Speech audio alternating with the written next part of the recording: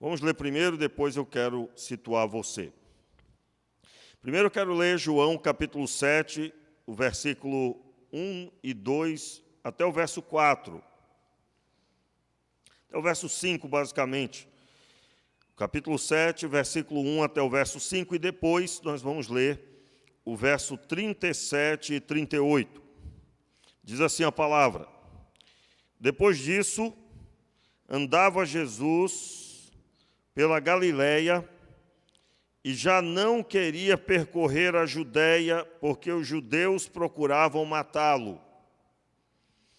Ao se aproximar, porém, a festa dos judeus, chamada a festa dos tabernáculos, os irmãos de Jesus lhe disseram: Sai daqui e vai para a Judéia, para que os teus discípulos vejam os milagres que fazes. Ninguém que procura ser conhecido em público faz coisa alguma em oculto.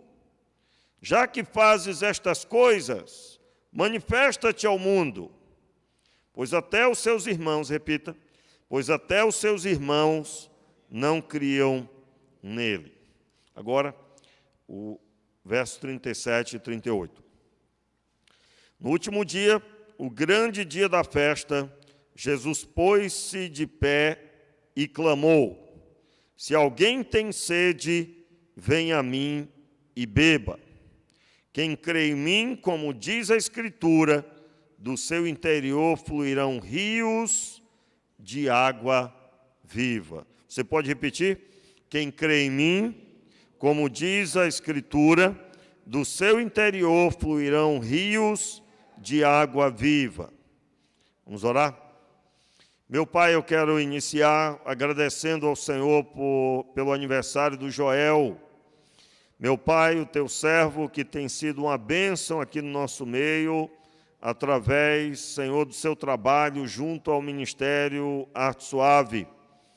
Meu Pai, abençoe o teu filho e que ele sinta sempre a alegria de estar aqui conosco e que ele seja uma bênção ainda maior do que o Senhor tem já estabelecido. Muito obrigado, Senhor, porque temos ouvido, Senhor, que ele tem sido bênção na cidade. Continue abençoando esse ministério também, Pai. Eu oro ao Senhor agora pedindo, meu Deus, por esta semana que nós teremos também, Senhor, atividade de oração quinta e sexta-feira, atividade das mulheres, conforme acabamos de falar.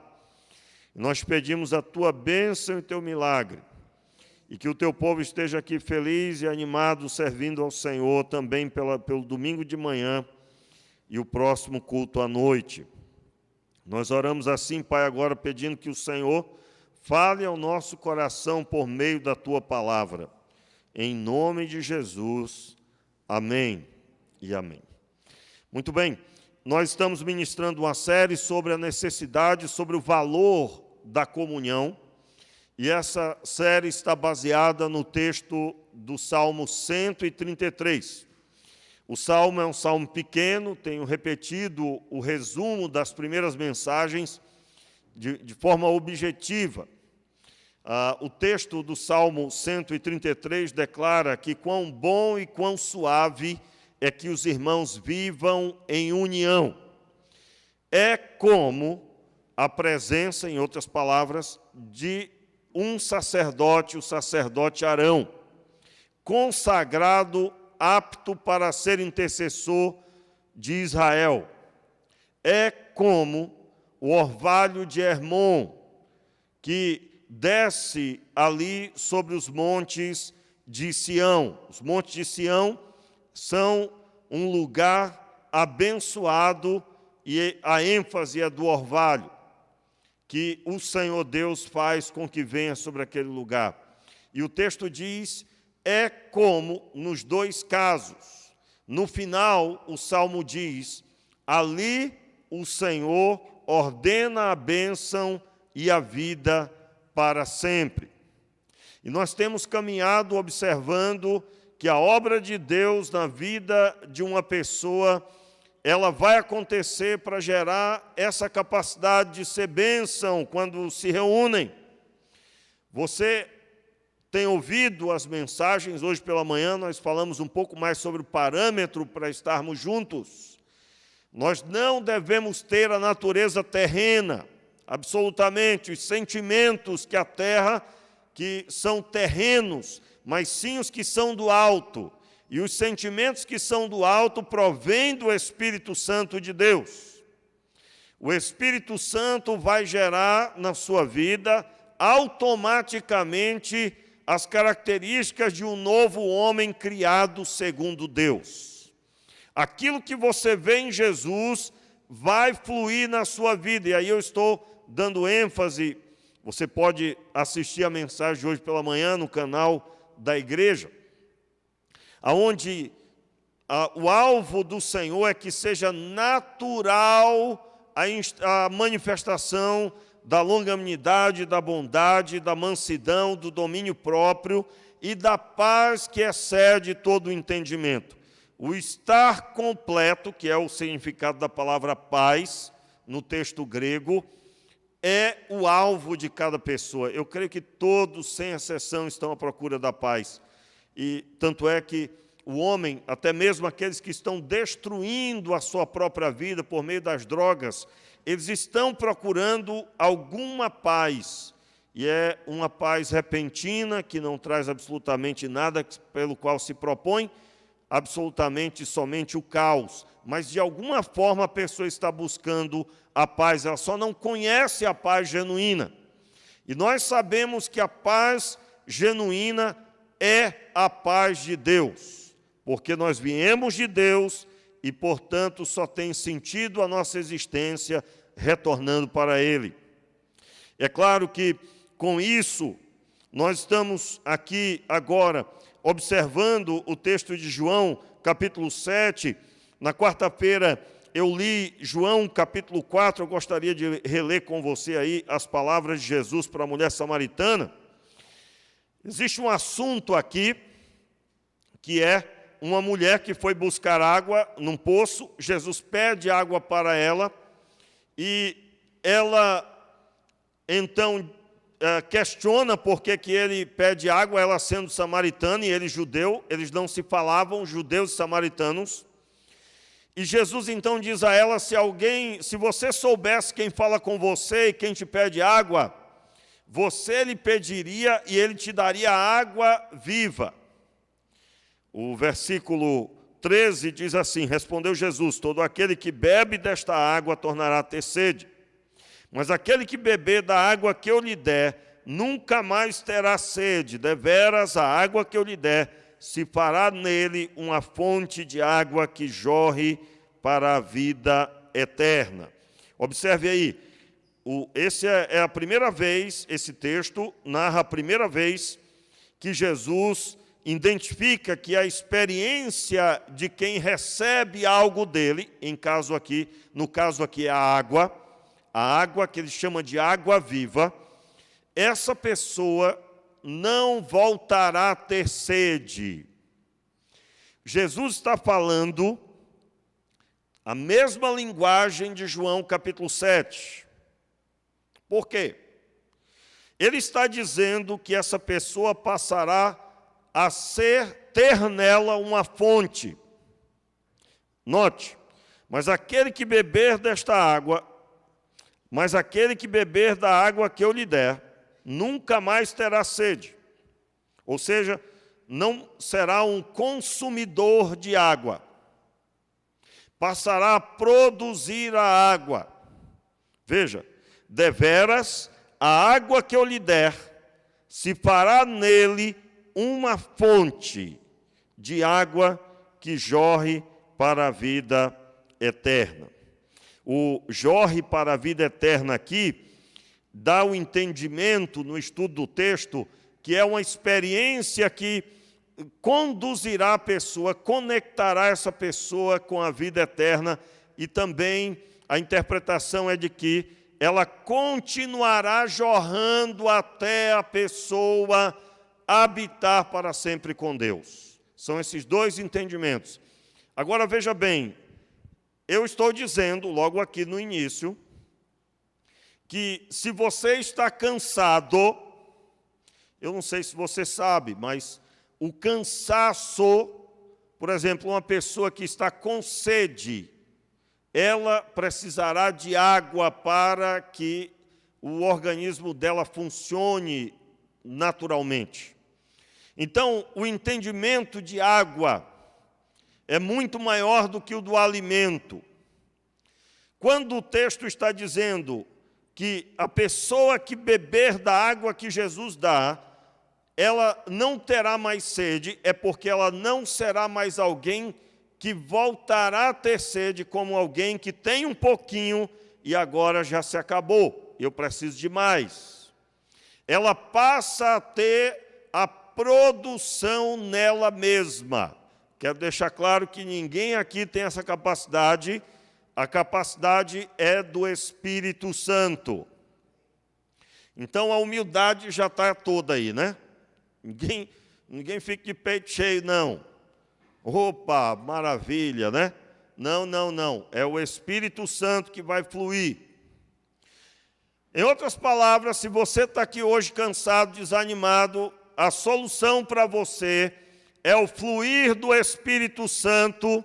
Pastor, mas isso não seria voltar a beber? Não, não. Não é voltar a beber porque você já tem a produção, você só precisa agora utilizar, se apossar, exercer essa obra maravilhosa que foi gerada por Deus. Em outras palavras, eu vou agora ali, eu preciso sair um pouco, eu preciso comer fora, eu preciso viajar, eu preciso comprar. Já viu que tem gente que preenche o vazio comprando, né? Comprando. Eu preciso fazer, eu preciso acontecer. Na minha vida não acontece nada. Oh, meu irmão, você está vazio e com muita sede. Quantos estão entendendo o que eu estou dizendo? Você está com sede e não percebeu. Haja dinheiro para manter isso. Irmãos, é muito bom viajar. Pensa numa coisa boa, é ou não é? Se tiver alguém aqui que diz, eu não gosto, pastor, meu irmão, vamos orar por você agora. Porque não é possível que exista, né? Talvez o marido, porque quando lembra da esposa que gosta de sair, tudo que vê quer comprar, né? Uma vez eu ouvi uma piada que o cara diz assim, leve sua esposa para um shopping, dê a ela R$10 e solte. Aí eu digo, meu Deus, quem que vai conseguir alguma coisa no shopping com R$10? Né? No máximo sorvetinho, e olhe, sorvete vai, né, irmãos? Claro que vai. Eu penso que eu não sei o valor do sorvete, eu sei, né? Mas você entendeu? Não tem condições. Soltar no shopping para quê? Só para andar. Nem a água vai conseguir tomar depois, né? Mas assim, tirando essas piadas, essas brincadeiras, é muito difícil encontrar alguém que não goste de ver novos ambientes, ver novas coisas. Já pensou uma viagem para Campo do Jordão? Nunca fui. Um dia eu vou, né? Eu brinco com a pastora dizendo que quando a gente tiver velhinho, a gente vai fazer um cruzeiro. Aí ela diz, velhinho nada, é agora. Né? Eu vou querer as coisas quando tiver velhinho, né? É claro que no tempo certo nós vamos. Mas eu digo assim, é claro que é maravilhoso, mas se você tiver vazio, você vai viver 3, 4 dias muito bem, quando terminar você já vem murmurando. Porque o problema não está na falta de saída, de viagem, de atividade. O problema está dentro de você, você está com sede. E não vai resolver, marido não resolve, esposa não resolve, filho não resolve, nada resolve, só Deus, só Deus. E eu vou explicar para você, já estou adiantando para você comer na pregação. Entenda. Deus colocou dentro de você o Espírito dele. Vamos lembrar aqui o que significa isso. O Espírito Santo, para aqueles que aceitaram Jesus, você recebe o Espírito Santo. Se você não aceitou a Cristo ainda como Senhor e Salvador, ouça essa explicação, isso é muito importante você saber. O Espírito Santo, irmãos, ele estava pairando sobre as águas na criação. No princípio criou Deus os céus e a terra era sem forma e vazia. E o Espírito de Deus pairava sobre a face do abismo, sobre a face das águas. E disse Deus: haja luz. E houve luz. Você vai estudar o texto, você vai descobrir o quê? Que a voz que ecoou é a voz do Filho. O Filho que recebe, quando vem à terra, o nome de Jesus. O unigênito do Pai está ali. E a voz que ecoou, o verbo, a palavra, que no texto grego do Novo Testamento de João, capítulo 1, na nossa tradução, no português, é o verbo. No texto grego, é a palavra. No princípio era a palavra. E a palavra ecoou sobre a criação, sobre a terra que era sem forma e vazia. A palavra ecoou, ordenando. O entendimento era de Deus como que sentado, contemplando, pois o plano partiu do trono. Literalmente é como se o trono aqui, o Senhor sentado, e o arauto do rei, que é o Filho, é que declarou a palavra. Ele é a palavra. E quem que executou a obra ordenada? Quem, irmãos? O Espírito Santo. O Espírito Santo executou a constituição da luz. E aí você vai vendo a criação toda. Haja luz, houve luminares maiores, menores, um para governar o dia, outro para governar a noite. Quem fez? O Espírito Santo. No Antigo Testamento todo, esse princípio continua. E o Espírito Santo veio sobre ele. Quando Davi matou o gigante Golias e teve força para com uma pedra encravar na testa dele e levantar aquela espada que pesava tantos quilos. Um menininho. Quem é que estava ali? O Espírito Santo. Quem que deu a capacidade a Salomão com aquela sabedoria toda? O Espírito Santo. E aí no Novo Testamento, o Verbo se fez carne e habitou entre nós. Tudo que é feito na terra, constituído por Deus, a vontade de Deus partiu do trono. Quem executou a vontade do Pai? O Espírito Santo. Então Maria concebeu e deu à luz a Jesus. Jesus foi gerado no ventre de Maria pelo Espírito Santo. E ele cresceu, e quando cresceu, quem veio sobre ele? O Espírito Santo. Quando lhe perguntavam o que é que ele estava fazendo, por que ele veio, em que nome ele estava, eu vim porque o Pai me enviou. Jesus é a palavra. Então, o Pai ordenou e a palavra foi ecoada, mas agora em carne. Jesus mesmo declarou: o Espírito do Senhor está sobre mim, pelo que me ungiu. E aí tem lá a lista: para libertar os cativos, dar vista aos cegos, pôr em liberdade os oprimidos, e anunciar o ano aceitável do Senhor. Qual era o ano aceitável do Senhor? O ano da libertação dos escravos. Muito bem. Aí o princípio vem novamente, irmãos. Por quê? Jesus veio por causa da vontade do Pai.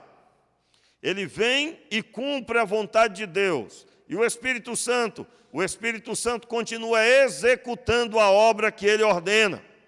Jesus dizia: seja curado. Quem é que executava a cura? O Espírito Santo. Quando ele ordenou e a água se tornou em vinho, quem que executou? O Espírito Santo. E ele estava ali por quê? Porque era o plano do Pai. Por isso que quando uma pessoa é batizada, ela é batizada em nome do Pai, do Filho e do Espírito Santo. Por quê? Porque ela só foi salva porque o Pai planejou, o Filho executou e o Espírito Santo prova isso, manifesta, ou, num palavreado bíblico, testifica no seu espírito que tudo isso é a verdade.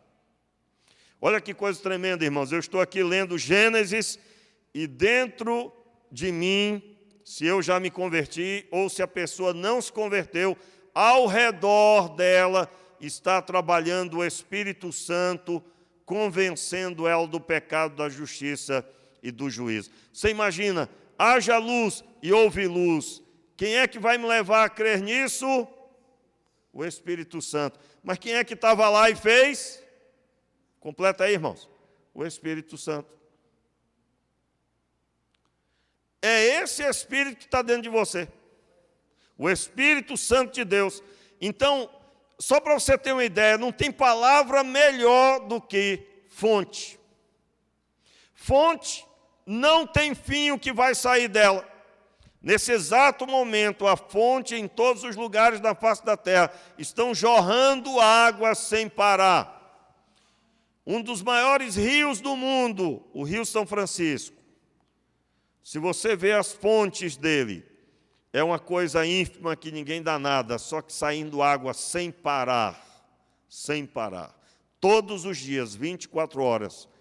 24 horas por dia, todos os dias, 365 dias por ano.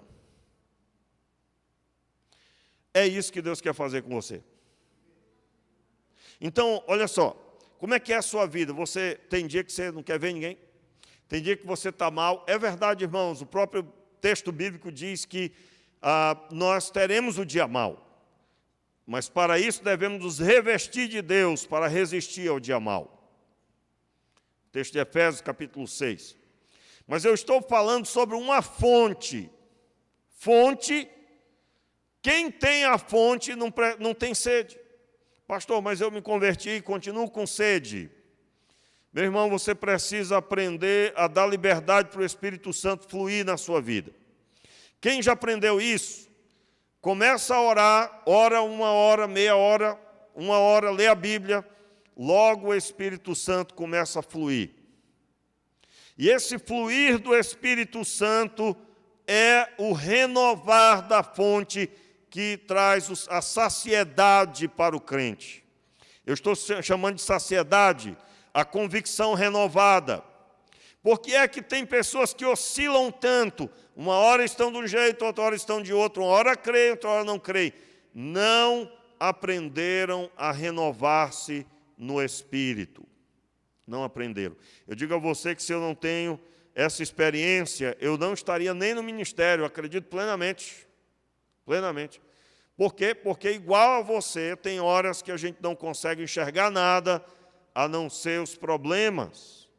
Mas se o Espírito Santo se renova e a fonte jorra, você se sente restaurado como se fosse a primeira vez. E você tem capacidade para retomar. Quantos aqui desejam ter cada dia mais essa experiência? Diga amém, meu irmão. É só isso que mantém um crente na fé, viu? É isso. Em primeiro lugar, é isso. Se não for isso, é religiosidade. Religiosidade. Eu quero dizer, hoje de manhã eu falava sobre isso. Eu digo, o princípio bíblico deixa claro, sobretudo seja o amor de Deus. O fazer, por exemplo, o que fizemos aqui ontem com as crianças, tem um único objetivo. Nós queremos glorificar a Deus em tudo que fazemos.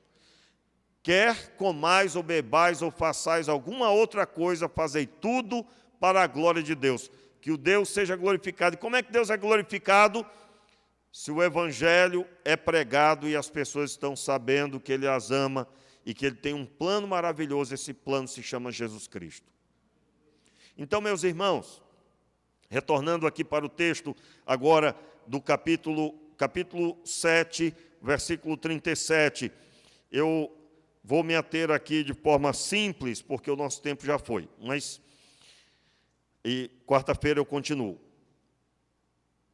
Qual a conexão com o texto de capítulo 7? Eu estou aqui renovando que esse é um princípio bíblico para todo crente.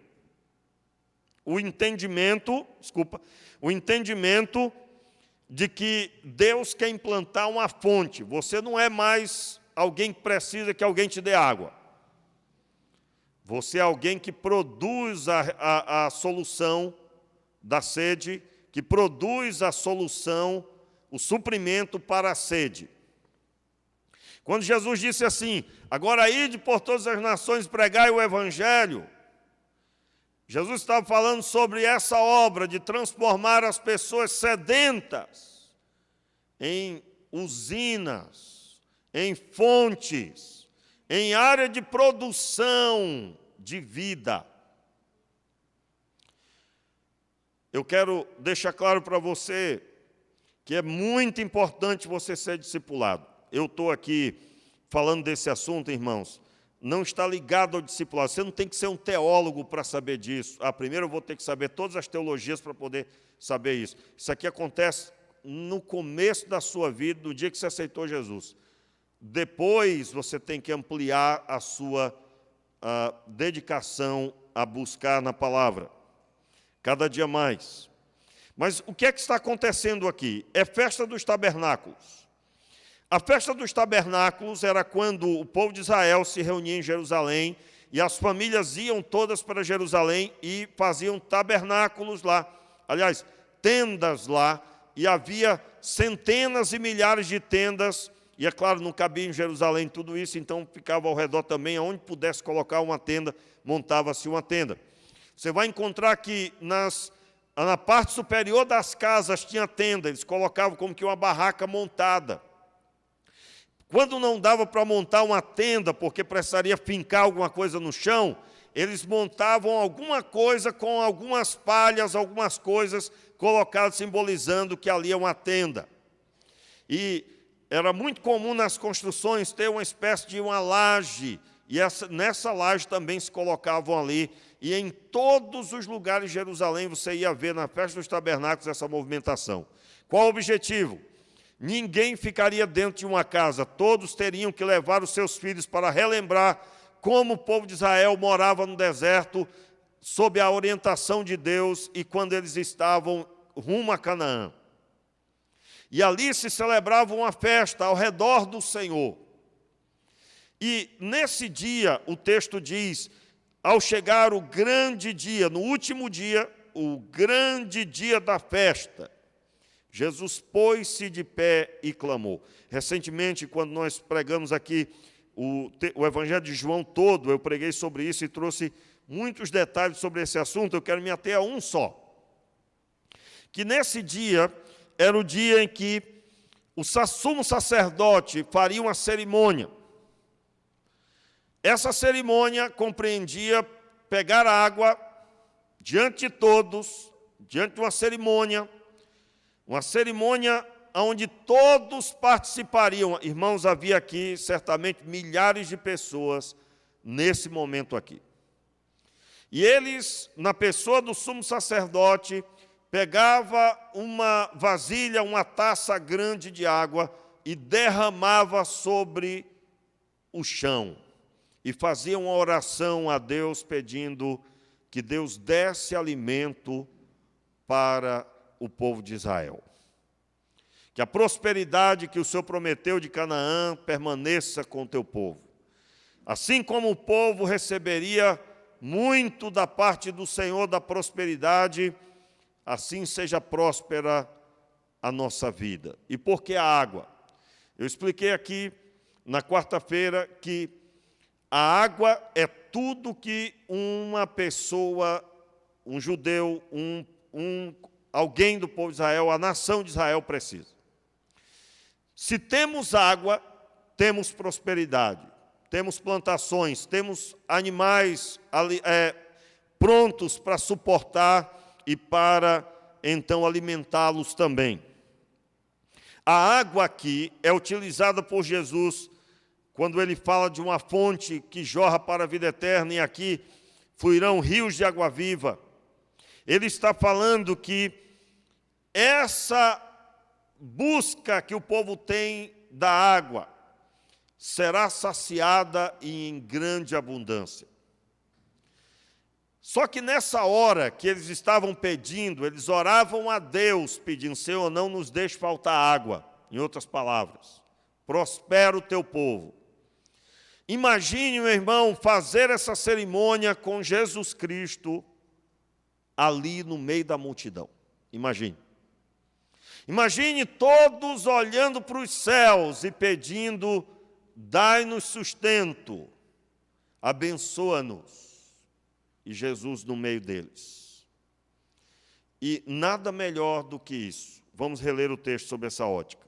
Verso 37. No último dia, o grande dia da festa, Jesus pôs-se de pé e clamou. Note aí, Jesus pôs-se de pé, dando a entender que estava todo mundo acomodado, talvez sentado, né? E no caso Jesus estava de pé. Na verdade, aqui, estudando o texto, você vai descobrir, é como se ele tivesse procurado um lugar alto. E ele fez o quê? Falou bem baixinho? Não, ele clamou. Clamou por quê? Porque eram milhares de pessoas. E ele está dizendo assim: ei, vocês estão olhando para o céu. Deus desceu à terra no seu Filho. E Ele está aqui, perto de vocês. Venham. Se alguém tem sede, venha a mim e beba. E é o que o Senhor está dizendo hoje, meu irmão. Você está com sede? Você está cansado? Seu corpo já quer parar? Você está depressivo? Se alguém tem sede, venha a Jesus, porque Ele até hoje permanece no nosso meio. Se alguém tem sede, venha a mim e beba. Quem crê em mim, como diz a Escritura, do seu interior fluirão rios de água viva. Entenda aí, meu irmão. Pastor, ainda não consegui conectar o que isso tem a ver com comunhão dos irmãos. Eu estou dizendo que quando nós nos reunirmos, e você que creu e já bebeu da água que Jesus dá, então do seu interior fluirá uma fonte que jorra para a vida eterna. Usando agora desse texto, você que já tinha sede, veio a Jesus e creu em Jesus, como diz a Escritura, do seu interior fluirão rios de água viva. Na verdade, aqui nós temos Jesus ampliando a sua palavra. Meus irmãos, o Rio São Francisco gera afluentes diversos. Em outras palavras, eu estou citando isso para você entender. A obra que começa em você não tem limite. Não tem limite. O que está faltando? Está faltando você descobrir esse fluir do Espírito. Eu quero dizer que você tem que entrar lá no seu quarto, você tem que ligar o som lá, o louvor, se você prefere, e você tem que navegar adorando a Deus. Você tem que ter o seu momento a sós com Deus. Você precisa lá fazer a seguinte oração: Senhor, eu quero conhecer essa experiência. Pastor, não pode ser aqui no culto, não. Meus irmãos, do que eu tenho visto, que pessoas que têm experiências na coletividade, elas são muito abençoadas. Na coletividade são muito abençoadas, mas a experiência profunda mesmo é a sós com Deus. Aliás, é um complemento. Eu tenho meu a sós com Deus e eu estou fluindo no Espírito. O fluir do Espírito Santo renova a minha vida. Aí então eu venho para o culto. Meus irmãos, tenha certeza, nessa hora não tem rede social que tire você daqui do foco. Não tem absolutamente nenhum vídeo legalzinho, engraçadinho, que tire você daqui. E é claro, alguém está perguntando assim: pastor, e tem alguém que vê? Meu irmão, se você não está vazio de Deus, qualquer coisa dessa terra é melhor do que as coisas de Deus, porque a carne, ela vai fazer você repelir as coisas do Senhor. Se você dizer não, se você disser não à carne, crucificar a carne com as suas paixões, você automaticamente dará liberdade para o Espírito Santo fluir. Então, se você está brabo da vida ouvindo eu pregar, você vai crucificar a sua carne aí agora e você vai perceber que algo vai acontecer, porque você está quebrando a conexão com a carne. Está quebrando. Eu me lembro, irmãos, de eu pregando lá no Acre, na congregação que eu dirigia. Os irmãos sabem que eu era muito magrinho, né? Ninguém tem nem ideia disso. Não é há tantos anos eu não sou. Mas eu me lembro que eu estava pregando como comum e o Espírito Santo fluindo, e entrou um homem, irmãos, um amigo de um irmão, né, da igreja. Pensa num homem brabo, o culto todinho, pelo semblante dele. Ele não olhava nem para mim, ele ficava olhando reto. Ele sentou no canto e ficava olhando reto. Brabo da vida, brabo. Aí terminou o culto, o homem parecia uma bala saindo. Aí ele chamou aquele amigo dele e disse: olha, eu nunca mais vou lá, viu? Nunca mais vou lá. Nunca mais piso naquela igreja. Você falou da minha vida para aquele neguinho. Pode nem falar isso mais, né? Mas estou falando de mim, será que vou ser penalizado, é? Aí, você falou da minha vida para aquele neguinho falou tudo que eu passo e que eu penso. Você fofocou da minha vida para ele, eu nunca mais piso lá. Irmãos, ele não sabia o que estava dizendo, o Espírito Santo pegou ele e trouxe ele de novo no próximo culto. Aí trouxe num outro culto, e eu estava lá pregando, né? E aí trouxe, converteu, irmãos. O dia que ele se converteu foi muito engraçado, porque estava aquele homem lá na frente, cabeça baixa, cara feia, mas eu estou aqui. Eu discipulei, irmãos, ele se tornou tesoureiro da igreja, e ele é o tesoureiro até hoje lá. Aliás, teve um upgrade, né, porque ele é o administrador agora, a igreja cresceu, e tem administrador, ele é o administrador e tesoureiro. Mas a gente ri muito quando a gente lembra disso juntos, né? O que eu quero dizer, meu irmão, é que quando alguém é movido pelo eu, pelos próprios pensamentos, pela mentalidade da terra, é daí para frente. Mas quando o Espírito Santo age, ele traz a pessoa, ele soma com os outros, ele converte o coração, ele quebranta o coração, ele muda o semblante. E aquele homem brabo se tornou um homem quebrantado, um homem dedicado, servo de Deus. Que lembro dele sempre com muita alegria. Aliás, é uma amizade que tenho até hoje com aqueles irmãos, de todos eles, tem sempre aqueles que a gente tem mais apego, ele é um. Mas como mudou? Porque, irmãos, é uma fonte. E essa fonte não é para dar 1 mês, 2 meses, 1 ano. É até a vida eterna, é até encontrarmos com o Senhor. Se você está aqui hoje, você não está conseguindo fluir no Espírito. Você não está conseguindo ter essa renovação espiritual, porque você tem uma fonte aí. A minha oração é que você descubra isso pessoalmente. É muito simples. Peça a Deus que Ele te conduza e vá buscar o Senhor. Fique de pé no seu lugar, eu convidar o ministério de adoração. E nós estaremos orando. Eu quero orar por você primeiro. E eu quero orar para que você consiga ter essa experiência. Você crê? Se você reconhece que precisa dela, você está talvez há muito tempo já na igreja, mas você não tem essa experiência, ou já teve e não tem mais. Eu vou pedir que você levante as suas mãos, as 2 mãos como quem recebe. E eu quero orar por você para que essa experiência venha sobre a sua vida. Vamos lá? Só para me identificar aqui a oração. Se você precisa ter essa renovação, o Espírito Santo vai vir e vai renovar você com novo ânimo. Dele é que vem a nossa paz, é dele que vem a nossa experiência, é dele que vem o nosso ânimo, a nossa ousadia.